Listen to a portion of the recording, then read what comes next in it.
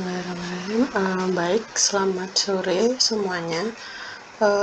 Pada kesempatan kali ini kita telah berada di pertemuan ketiga.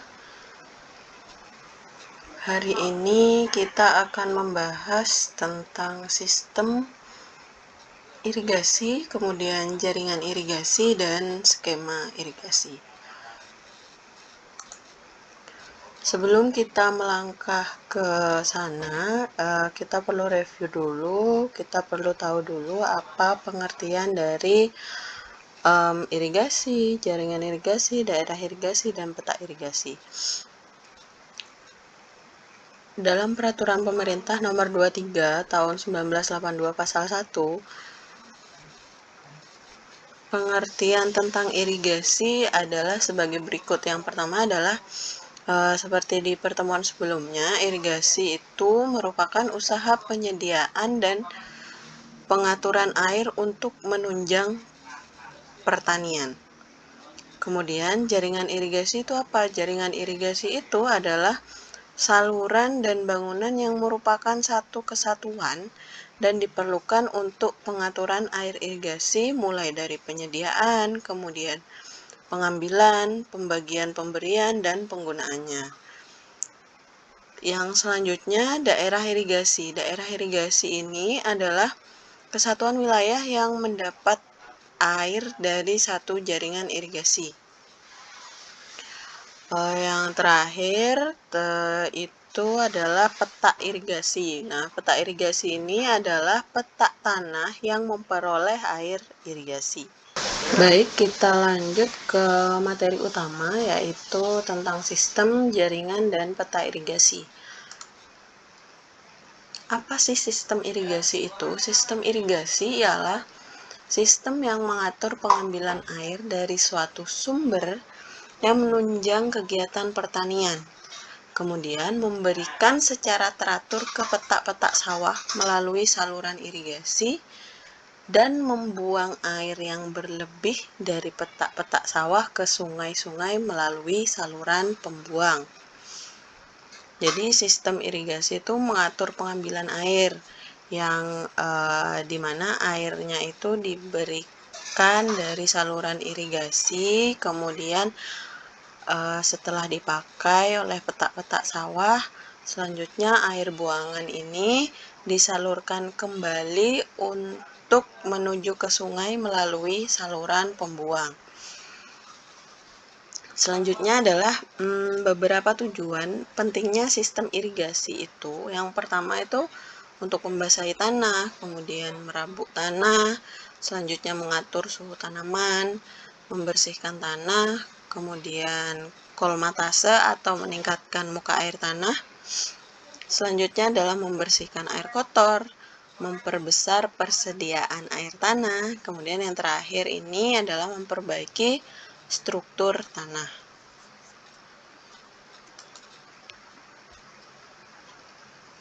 Pada pertemuan sebelumnya, kalian sudah belajar tentang bagaimana cara pemberian irigasi. Ada yang irigasi tetes, kemudian kapiler, dan sebagainya. Kemudian di sini dijelaskan bahwa sistem irigasi itu ada 3 jenis yang biasa digunakan dalam perencanaan suatu sistem irigasi.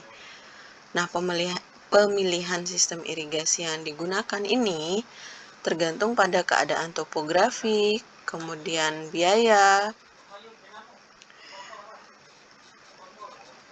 Berikut adalah penjelasan mengenai jenis-jenis sistem irigasi. Yang pertama adalah sistem gravitasi. Nah, sistem gravitasi ini merupakan sistem irigasi yang sumber airnya diambil dari air yang ada di permukaan. Biasanya dari sungai, kemudian waduk, dan danau di dataran tinggi. Untuk sistem gravitasi ini, pengaturan dan pembagian air irigasi menuju ke petak-petak yang membutuhkan air dilakukan secara gravitasi. Jadi secara alami dia, secara kontur ya, tidak ada tambahan pompa di sini. Kemudian yang kedua, yang B, itu ada sistem pompa.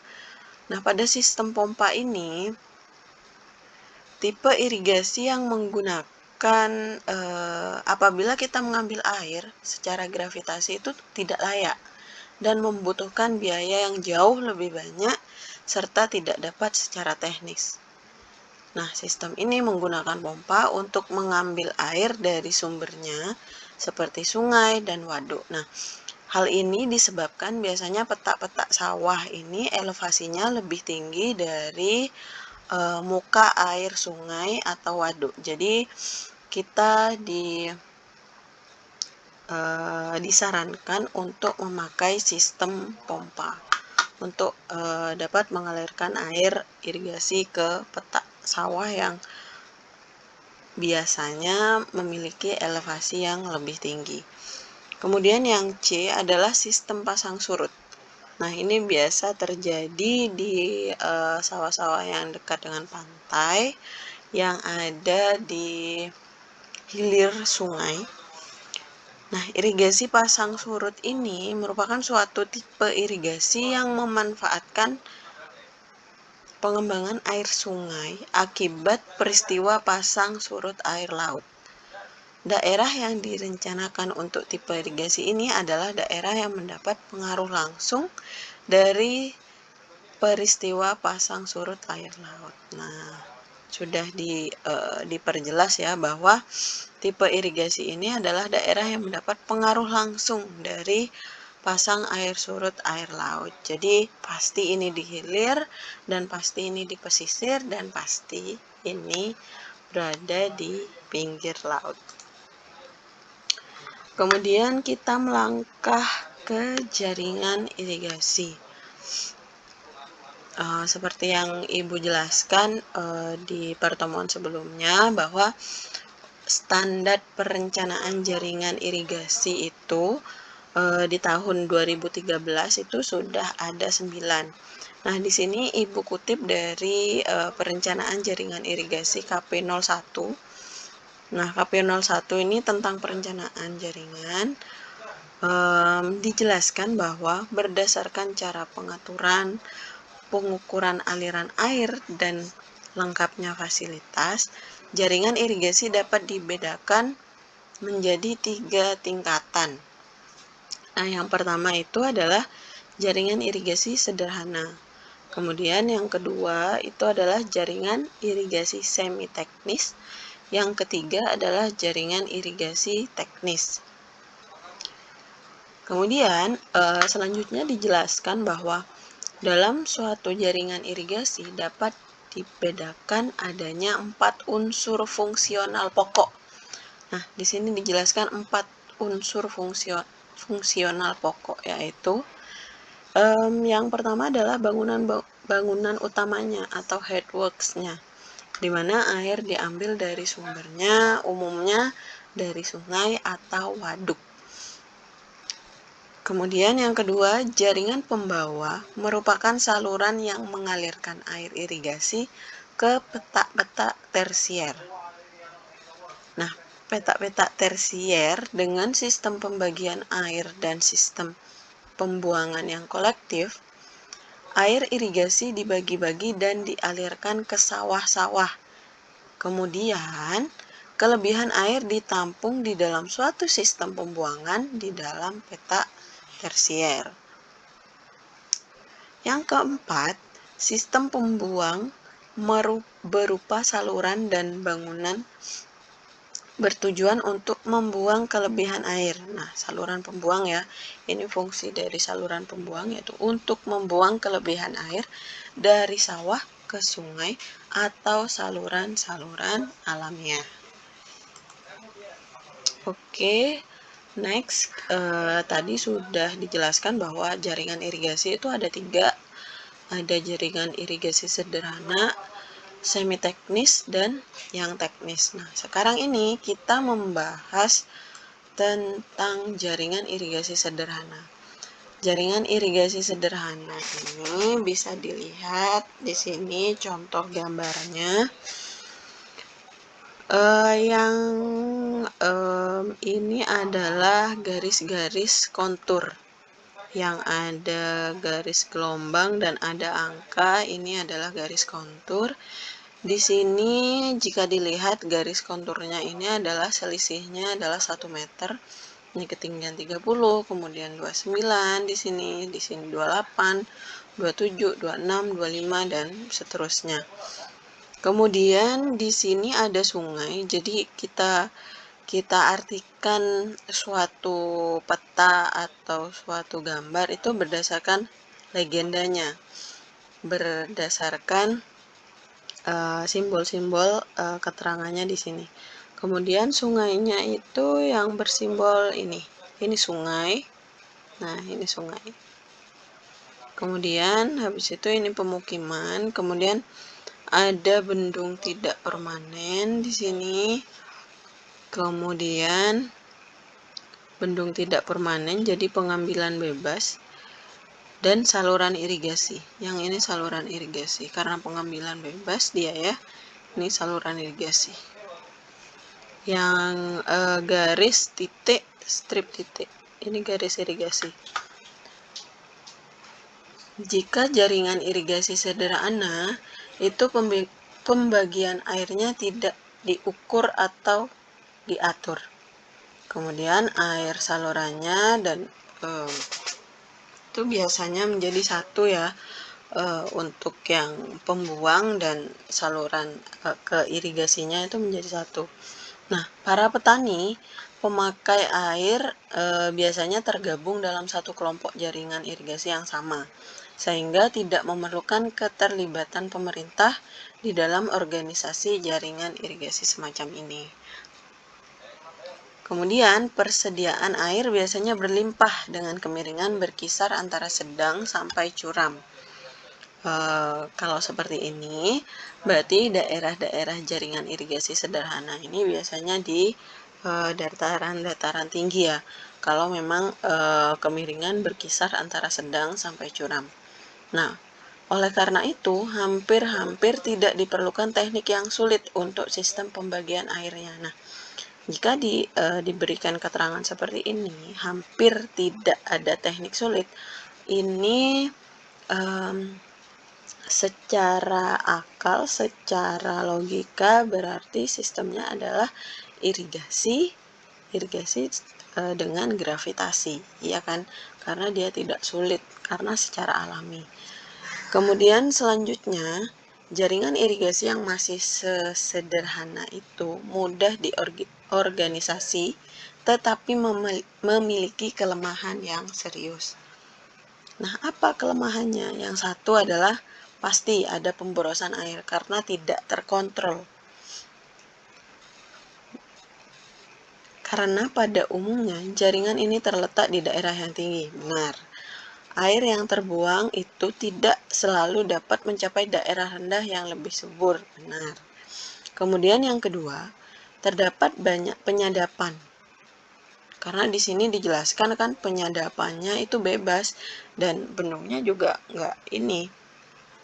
tidak permanen. Jadinya masyarakat bebas untuk menyadap di mana saja, di mana mereka lahannya di situ ya sudah menyadap saluran-saluran yang di dekatnya gitu ya. Jadi yang kedua, terdapat banyak penyadapan yang memerlukan lebih banyak biaya lagi dari penduduk karena setiap desa membuat jaringan dan pengambilan diri sendiri-sendiri. Karena bangunan pengelaknya bukan bangunan tetap atau permanen, maka umumnya mungkin pendek. Nah, ini dia. Kuncinya juga mengapa boros, karena misalkan dibendung dengan bangunan yang tidak permanen, berapa bulan atau sekian bulan itu akan rusak, dan setelah mau menanam kembali mereka membangun kembali itu. Jadi pemborosannya terletak di sana. Yang kedua, kita akan bahas jaringan irigasi semi teknis. Nah, di sini kalau udah semi teknis ini ada bangunan bagi di sini. yang lingkaran-lingkaran ini. Kalau yang lainnya sama. Untuk yang keterangan-keterangan lain, di sini juga ada pengambilan bebas. Di sini ya keterangan ini. Kemudian ada sungai, ini sungai, kemudian kampung, dan saluran irigasi. Keterangannya sama seperti yang tadi. Yang ini adalah garis kontur. Jaringan semi teknis ini bendungnya terletak di sungai. Ini bendungnya terletak di sungai. Kemudian bendung ini lengkap dengan bangunan pengambilan dan bangunan pengukur di bagian hilir. Mungkin juga dibangun beberapa bangunan permanen di jaringan saluran. Sistem pembagian air biasanya serupa dengan jaringan sederhana, dengan pengambilan dipakai untuk melayani atau mengairi daerah yang lebih luas dari daerah layanan pada jaringan sederhana. Nah, di sini disebutkan sama itu pembagian airnya hampir serupa dengan jaringan sederhana. Namun yang membedakan itu kalau jaringan semi teknis ini biasanya daerah yang dicakup itu lebih luas daripada jaringan sederhana. Oleh karena itu, biaya yang ditanggung lebih banyak daerah layanan. Kemudian biasanya jaringan irigasi semi teknis ini organisasinya akan lebih rumit jika bangunan tetapnya berupa bangunan pengambilan dari sungai, karena diperlukan lebih banyak keterlibatan dari pemerintah, dalam hal ini Kementerian PU tentunya.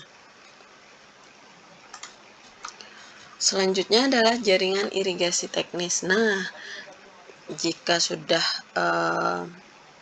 membicarakan jaringan irigasi teknis, ini biasanya yang disebut-sebut yang lengkap, dan kita bisa tahu apa-apa saja bangunan irigasi lengkapnya di jaringan irigasi teknis ini. Untuk keterangan gambarnya, garis kontur sama, kemudian sungainya. Yang ini perkampungan, bendung permanen dengan pengambilan. Nah, di sini ada bendung permanen jika jaringan irigasi teknis. Kemudian ada saluran irigasi primer atau sekunder. Ini adalah saluran irigasinya.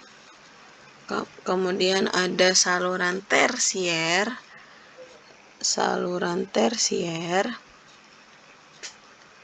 Dan bangunan bagi. Ini bangunan bagi. Ada bangunan sadap. Kalau bagi itu masih dibagi gini. Kalau sadap itu langsung dari nah ini bangunan sadap. Jadi langsung dia ini menyadap, kalau ini membagi gitu ya. Intinya kalau langsung dia ke lahan itu menyadap. Tapi jika dia masih ke saluran itu membagi. Itu kuncinya. Kemudian ini ada pembuangan tersier. Saluran irigasi dan pembuangannya terpisah. Nah, ini dibicarakan di gambar ini bahwa ini adalah saluran irigasi. Kemudian setelah dialirkan ke sawah-sawah, kemudian air yang dari sawah ini akan masuk ke saluran pembuangan. Kemudian ke sungai, kemudian sungai itu meneruskan ke laut. Nah, jaringan irigasi teknis ini ada dia memisahkan antara jaringan irigasi dan jaringan pembuang, seperti yang dijelaskan tadi. Ini jaringan irigasi, kemudian dialirkan ke jaringan pembuang. Keduanya bekerja sesuai dengan fungsinya masing-masing dari pangkal hingga ujung. Saluran irigasi mengalirkan air irigasi ke sawah-sawah, dan saluran pembuang mengalirkan air lebih dari sawah-sawah ke saluran pembuang alamiah yang kemudian akan diteruskan ke laut. Nah, sederhananya saluran irigasi dari sungai ini mengalirkan ke sawah, kemudian dari sawah ini ada sisa buangan air dialirkan ke saluran pembuang menuju ke sungai, kemudian ke laut. Nah, petak tersier ini menduduki fungsi sentral dalam jaringan irigasi teknis. Petak tersier itu yang ini ya, petak tersier. Petak itu berarti sawahnya, ladangnya, atau lahan yang diairi.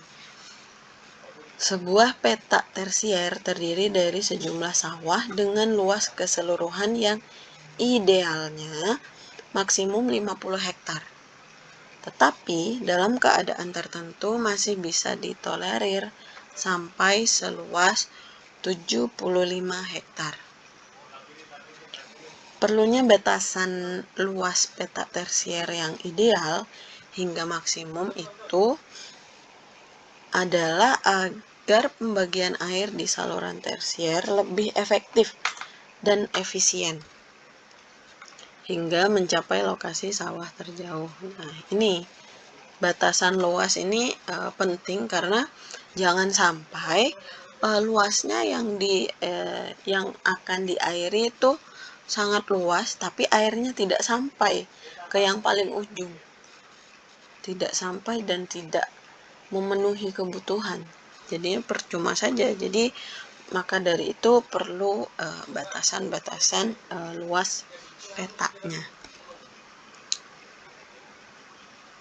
Untuk keuntungan dari jaringan irigasi teknis ini adalah pemanfaatan air yang lebih ekonomis dan biaya pembuatan saluran lebih rendah karena saluran pembawa dapat dibuat lebih pendek dengan kapasitas yang lebih kecil. Selain keuntungan, jaringan irigasi teknis juga punya kelemahan. Jaringan semacam ini lebih sulit diatur dan dioperasikan, sering banjir, lebih cepat rusak, dan menampakkan pembagian air yang tidak merata. Kenapa lebih cepat rusak? Biasanya pintu-pintu air itu kan dibuka tutup sehingga perlu maintenance lah. Belum lagi ada endapan yang seperti itu. Kemudian bangunan-bangunan tertentu di dalam jaringan tersebut akan memiliki sifat-sifat seperti bendung dan relatif mahal. Ya, karena seperti bendung, kemudian bangunan pembagi pasti akan perlu biaya konstruksi karena di jaringan irigasi teknis semuanya permanen. Nah, jika disimpulkan dalam suatu tabel, kita bisa klasifikasikan jaringan irigasi itu berdasarkan bangunan utama, kemudian kemampuan bangunan dalam mengukur dan mengatur debit, berdasarkan jaringan saluran, berdasarkan petak tersier, efisiensi secara keseluruhan, ukuran jalan usaha tani, dan kondisi O dan P-nya, operational procedure-nya.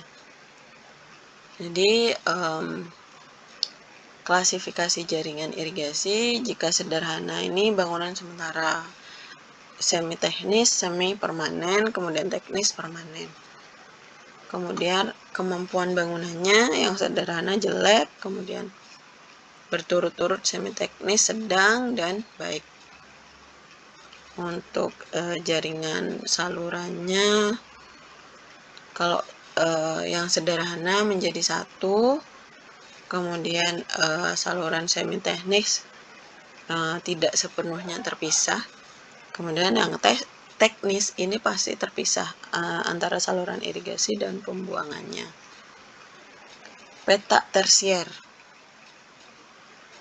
Kalau petak tersier itu yang sederhana, belum ada jaringan terpisah yang dikembangkan. Kemudian untuk semi teknis belum dikembangkan atau densitas bangunan tersiernya jarang. Nah, jika yang sudah teknis itu petak tersiernya dikembangkan sepenuhnya. Untuk efisiensi secara keseluruhan yang sederhana kurang 40%, yang sedang 40-50, kemudian yang tinggi 50-60. Untuk ukuran untuk yang sederhana itu biasanya tidak lebih dari 500 hektar, yang semi teknis sampai 2000 hektar. Kalau yang teknis ini tak ada batasan. Kemudian bagaimana dengan jalan usaha taninya? Jalan usaha tani untuk yang sederhana cenderung tidak ada. Kalau semi teknis itu ada di sebagian areal, dan yang teknis adalah ada keseluruhan areal. Kemudian operasional prosedurnya bagaimana? Kalau yang sederhana seperti yang dijelaskan tadi tidak ada. Yang semi teknis ada namun tidak teratur. Yang teknis itu ada instansi yang menangani dan dilaksanakan secara teratur. Oke, jadi kita sudah belajar tentang klasifikasi jaringan irigasi. Seperti yang kita tahu, jaringan irigasi itu ada teknis, semi teknis, dan sederhana. Baik, selanjutnya kita lanjut ke peta ikhtisar. Nah, peta ikhtisar ini merupakan cara penggambaran berbagai macam bagian dari suatu jaringan irigasi yang saling berhubungan. Nah, peta ikhtisar tersebut dapat dilihat pada peta tata letak. Di dalam peta ikhtisar irigasi biasanya memperlihatkan yang pertama bangunan-bangunan utama, yang kedua jaringan dan trase saluran irigasi, yang ketiga jaringan dan trase saluran pembuang, yang keempat peta-peta primer, sekunder, dan tersier, kemudian yang kelima lokasi bangunan, yang keenam batas-batas daerah irigasi, yang ketujuh jaringan dan trase jalan, yang ke-8 itu adalah daerah-daerah yang tidak diairi, misal desa-desa. Kemudian yang terakhir adalah daerah-daerah yang tidak dapat diairi atau dikarenakan tanah jelek, kemudian terlalu tinggi, dan sebagainya. Jadi peta ikhtisar itu menjelaskan sebanyak ini. Umumnya peta ikhtisar itu dibuat berdasarkan peta topografi yang dilengkapi dengan garis kontur seperti yang tadi ya, dengan skala 1:25.000. Untuk peta ikhtisar detail yang biasanya disebut peta-peta dipakai untuk perencanaan, dibuat dengan skala 1:5.000. Dan untuk peta tersier biasanya dipakai 1:5.000 atau 1:2.000. Selanjutnya, peta irigasi. Pada umumnya, peta irigasi dibagi atas 4 bagian, yaitu peta primer, sekunder, tersier, dan yang keempat itu adalah peta kuartener. Peta primer bisa dijelaskan bahwa peta ini dilayani oleh satu saluran primer yang mengambil air langsung dari sumber air, biasanya sungai.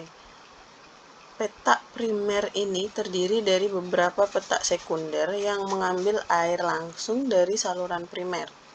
Daerah-daerah irigasi tertentu mempunyai 2 saluran primer. Ini menghasilkan 2 peta primer.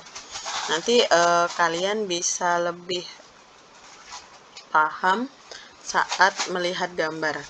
Nah, untuk peta primer itu sederhananya bahwa peta atau lahan itu mengambil air irigasinya langsung dari sungai atau jaringan irigasi utamanya. Kemudian peta sekunder biasanya menerima air dari bangunan bagi yang terletak di saluran primer atau sekunder. Peta sekunder terdiri dari beberapa peta tersier yang semuanya dilayani oleh satu saluran sekunder. Batas-batas peta sekunder pada umumnya berupa tanda-tanda topografi yang jelas.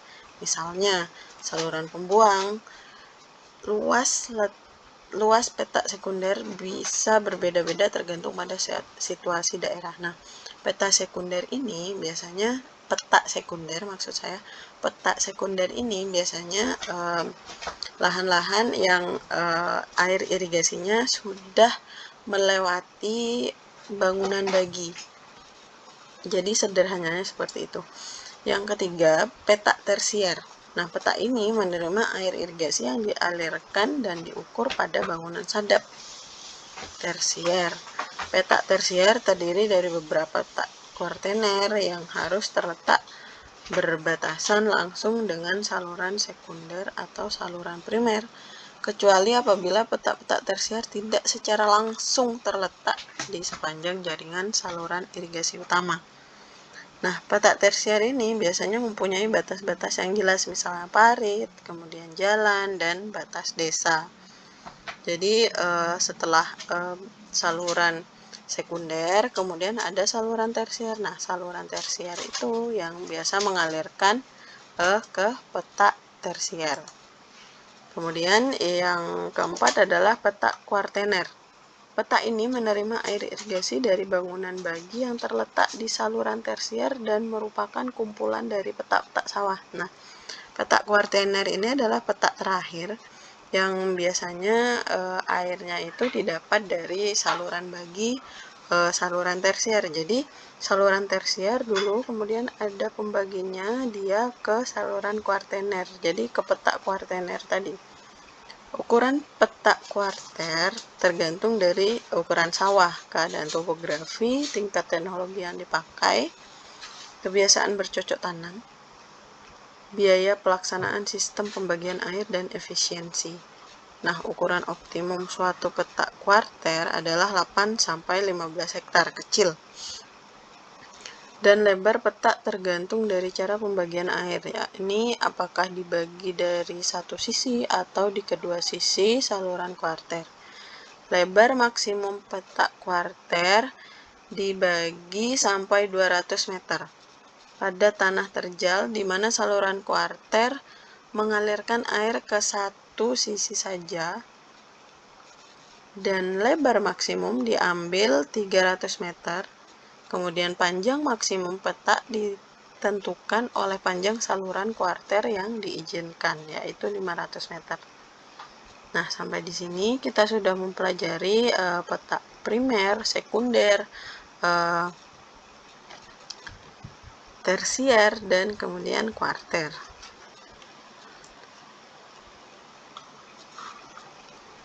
Selanjutnya adalah bentuk dan luas peta tersier sebaiknya mengikuti batasan-batasan tertentu. Nah, biasanya menurut beberapa literatur, kemudian modul-modul ajar yang lainnya, pengalaman menunjukkan bahwa bentuk yang baik adalah mendekati 4 persegi panjang dengan perbandingan panjang dan lebarnya antara 1 sampai 1,5. Luas peta yang dianjurkan pada keadaan normal adalah pada tanah datar 200-300 hektar, kemudian pada tanah agak miring 100-200 hektar, pada tanah perbukitan 50-100 hektar. Nah, peta tersier ini yang terlampau besar akan membuat pengelolaannya menjadi sulit, tetapi apabila terlampau kecil juga memerlukan banyak petugas untuk mengelolanya yang menjadikan tidak efisien lagi. Baik, kita lanjut. Selain itu, kondisi medan juga menentukan layout dari peta tersier. Nah, tipe-tipe medan dapat diklasifikasikan sebagai berikut. Ada medan terjal, bergelombang, berombak, dan medan sangat datar. Kemudian kemiringannya di sini sudah dijelaskan di kolom sebelah kanan. Kalau di atas 2% itu medan terjal, kemudian 0,25-2% itu bergelombang, 0,25-2% yang pada umumnya kurang dari 1%. Di tempat tertentu mungkin lebih besar itu medan berombak, medan sangat datar itu kurang dari 0,25%. Yang pertama kita akan bahas layout pada medan terjal, di mana tanah hanya sedikit mengandung lempung.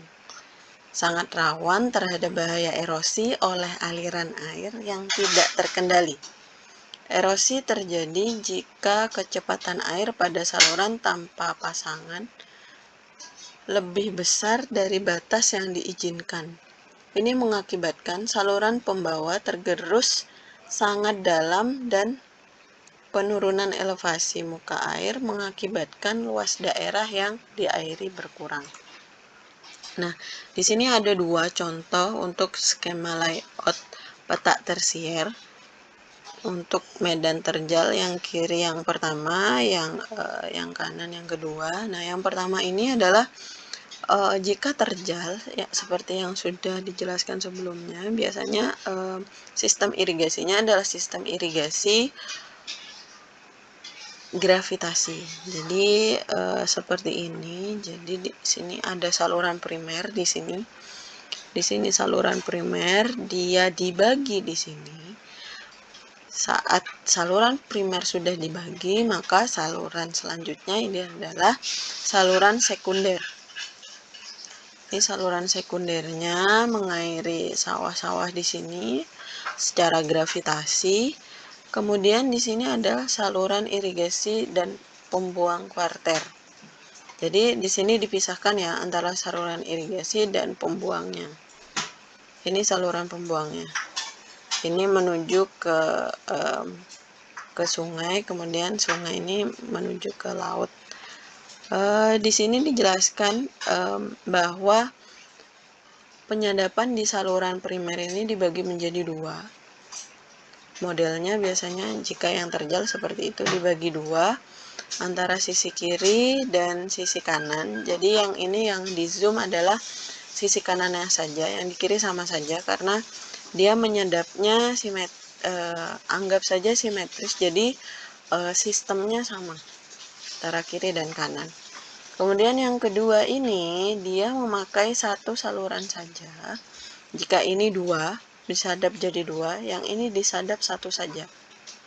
Jadi untuk saluran sekundernya ini jadinya dibagi lagi di kanan dan kiri. Kalau ini kan satu-satu, yang di kanan ini kanan saja, yang di kiri kiri saja. Sederhananya untuk mengartikannya seperti itu. Jadi di sini sudah ada keterangan-keterangan, kalian bisa pelajari secara detail sendiri, mudah dipahami.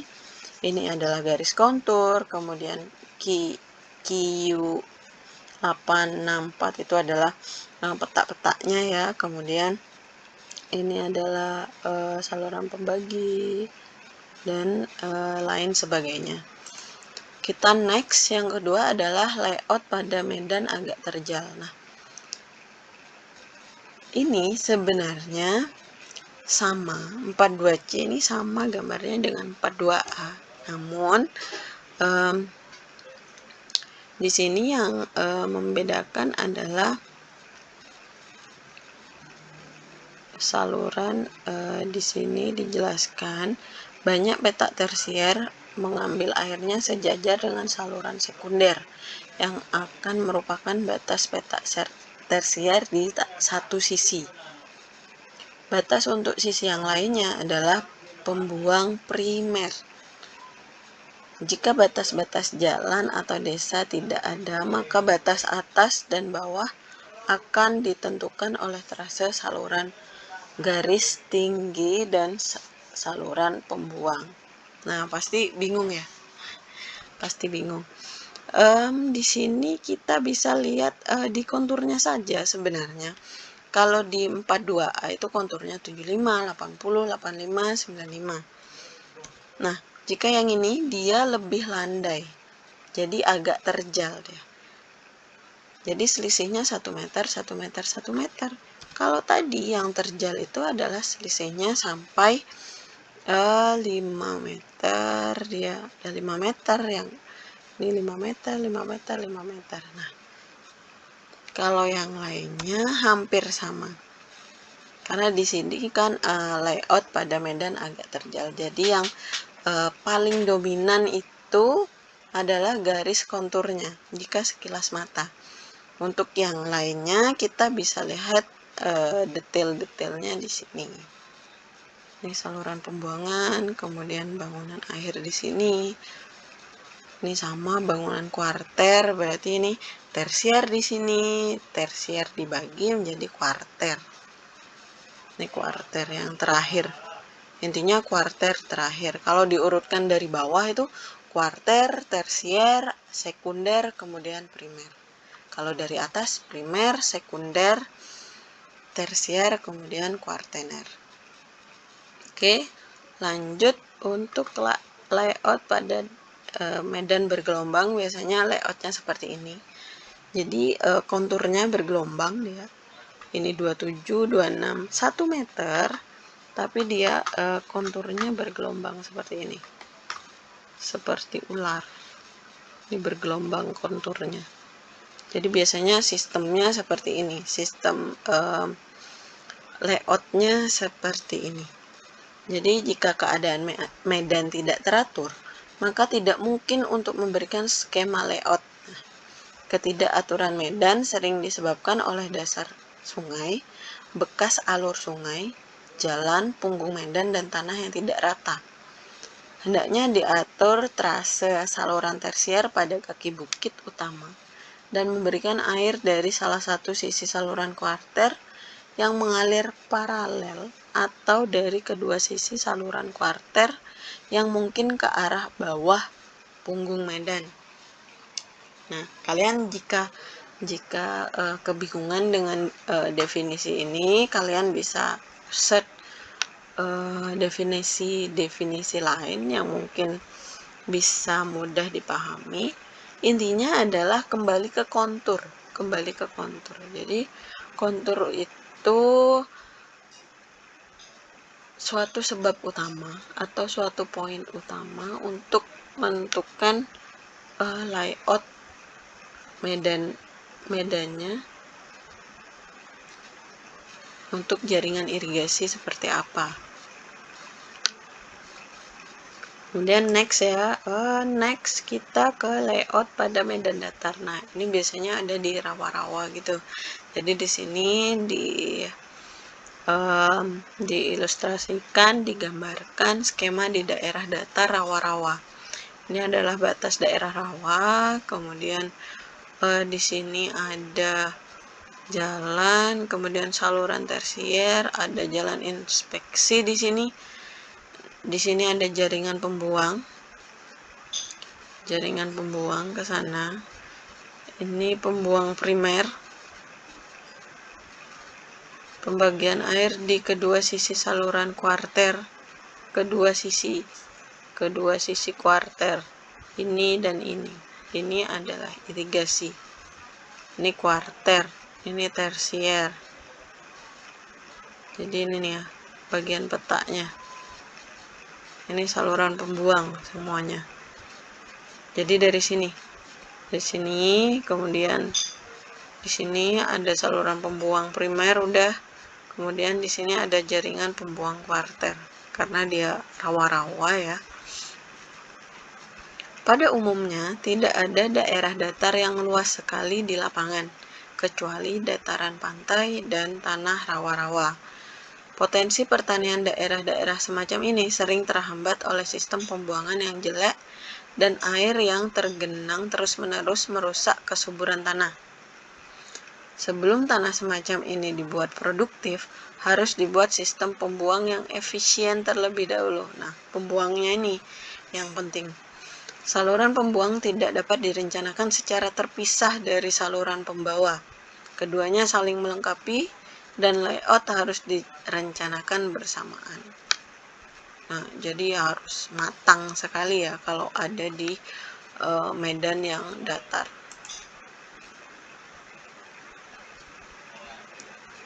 Selanjutnya kita akan bahas saluran irigasi. Jika diamati, jalan air dari bangunan penangkap air pada sungai sampai ke petak-petak sawah akan melalui saluran yang ukurannya berturut-turut semakin mengecil. Jadi jika kalian tadi udah belajar tentang peta primer, sekunder, tersier, kuarter. Kita sekarang ke saluran. Nah, saluran pertama yang mengambil air dari bendung disebut saluran primer. Seperti yang dijelaskan tadi, ini kita perjelas lagi di sini. Dan melayani daerah irigasi yang merupakan sekumpulan petak sekunder. Kemudian, saluran sekunder yang lebih kecil dari saluran primer dan saluran yang lebih kecil lagi adalah saluran tersier. Sama ya, primer, sekunder, tersier. Saluran tersier ini melayani suatu petak tersier dan saluran berikutnya yang melayani petak kuarter disebut saluran kuarter. Jadi sesuai namanya, kalau dari saluran primer nyadapnya dia adalah petak primer. Kemudian kalau dari sekunder ya sekunder petaknya. Kemudian saluran tersier juga begitu, jadi petaknya adalah petak tersier. Dalam suatu daerah irigasi teknis, tidak jarang pula dijumpai suatu cara klasifikasi saluran sebagai berikut, berturut-turut ya, sampai ke saluran yang kecil. Saluran primer, sekunder, ada subsekunder, kemudian tersier, ada subtersier, dan kuarter. Intinya sama, primer, sekunder, tersier, kuarter. Nah, ini lebih jelas daripada layout, karena kalau layout itu adalah secara keseluruhan, jadi semuanya dijelasin di sana. Kalau ini adalah hanya menjelaskan jaringan saluran irigasi saja. Nah, di sini lebih jelas bagaimana air itu dibendung. Kemudian setelah dibendung disalurkanlah di sini ada 100.000 hektar sawah. Ada bangunan pembagi ke satu, kedua. Yang satu ini adalah saluran primer, yang kedua adalah saluran sekunder. Masih menuju ke sini, nah di saluran ini ada 6.000 hektar yang diairi. Sini ada penyadap juga, yang satu adalah primer, yang kedua adalah sekunder. Kemudian di sini bangunan bagi terakhir di sini. Kalau bangunan bagi terakhir ini tidak ada kelanjutannya, berarti yang cabangnya itu sama-sama saluran sekunder, karena mereka ini akan langsung mengalirkan ke sawah-sawah. Nah, sebaliknya, bila diamati jalannya kelebihan air dari petak-petak sawah akan dibawa masuk ke saluran yang ukurannya berturut-turut semakin membesar. Nah, intinya gini, kalau jaringan irigasi itu dari yang kecil ke besar, primer, sekunder, dan sebagainya.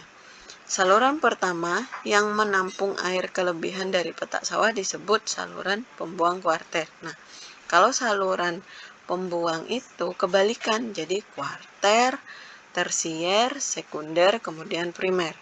Kita lihat, nah ini jaringan saluran pembuangannya. Jadi di sini dari saluran pembuangan kuarter dulu. Habis kuarter dia tersier. Setelah tersier dia kuartener. Kemudian setelah saluran pembuang kuartener dia langsung ke saluran pembuang yaitu sungai, yang dimana sungai nanti mengalirkan ke laut. Dari sudut pandangan mutu teknis suatu jaringan irigasi petak tersier yang merupakan kumpulan petak-petak kuarter dapat dibedakan menjadi petak tersier sederhana, setengah teknis, dan teknis. Nah, ini ada skema jaringan tersier sederhana. Nah, ini saluran sekunder seperti yang dijelaskan tadi. Kalau saluran sekunder itu disadap, maka yang diairi adalah petak-petak jaringan tersier. Nah, ini disadap, kemudian airnya dialirkan ke sini. Nah, ini adalah lahan, jadi dialirkan seperti ini ilustrasinya. Nah, pada jaringan irigasi tersier sudah terdapat saluran pemberi, tetapi saluran pembuang belum mendapat perhatian. Box tersier belum ada dan cara pengambilan air belum teratur. Karena belum teratur ini dari sini, malah buangan dari sini, ini dari sini, ini tidak teratur masih. Kemudian tanda panah aliran air pada skema menunjukkan ketidakteraturan. Benar ya, tidak teratur.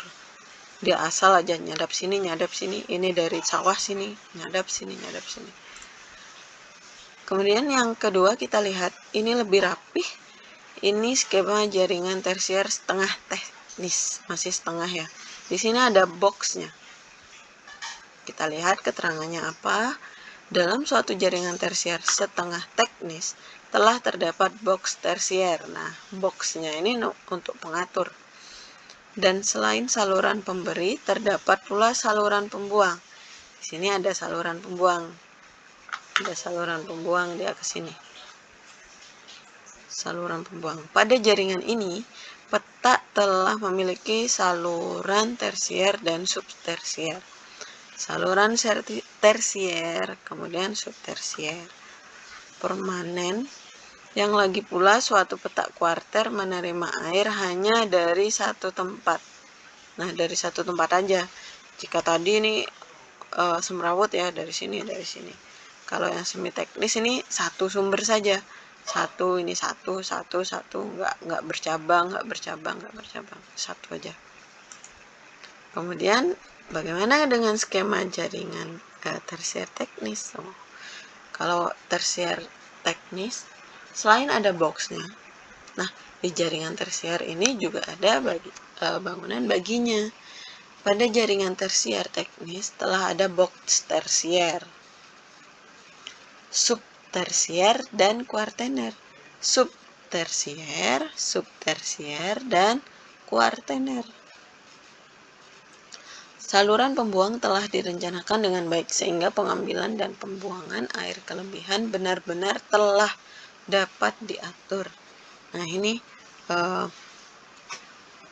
salurannya, pengambilannya ini, kemudian ini pembuangnya. Dia ke sini. Baik, kita sudah berada di penghujung presentasi. Jadi hari ini kita sudah belajar sistem irigasi, jaringan irigasi, kemudian skema irigasi, yang tadi disebut ada layout, kemudian apa itu saluran irigasi, kemudian peta-peta irigasi. Kita sudah bahas semuanya hari ini. Jadi apabila ada pertanyaan, kemudian ada yang belum jelas, nanti bisa langsung directly pertanyaan kepada saya atau di grup atau di komen video ini. Atau mungkin inisiatif untuk membandingkan dengan pengertian-pengertian di Google atau seperti apa. Nanti diinformasikan saja, dibicarakan saja jika perlu diskusi. Baik, mungkin dari saya cukup itu.